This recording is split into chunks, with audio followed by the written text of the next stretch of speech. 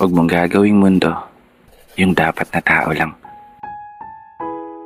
Matanong lang kita, hanggang saan nga ba ang kaya mong isugal? Alang-alang sa pagmamahal.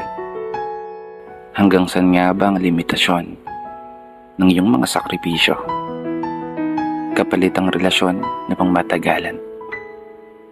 Hanggang saan nga ba ang kaya mong tiisin para lang sa isang tao na pangarap mong mahalin ka ng tapat at totoo? Sa totoo lang, wala namang masamang magmahal ng sobra o umibig ka ng todo. Kasi ang importante naman dyan, masaya ka.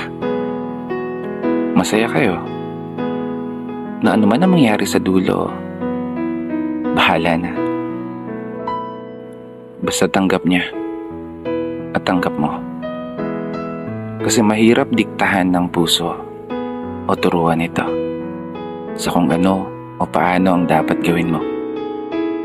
Kasi sa oras na talagang umibig ka, walang sino ang makakapagsabi sa kung ano yung nararamdaman mo. Ang importante naman dyan, totoo ka. Totoo ka sa sarili mo. Walang pagkukunwari, walang pagdududa, walang sapilitan. Purong natural.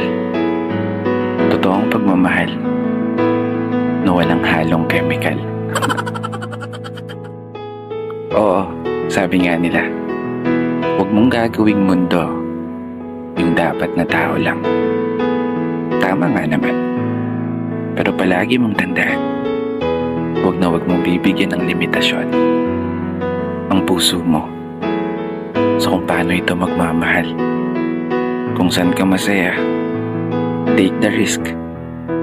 Basta magtira ka ng pagmamahal sa sarili mo.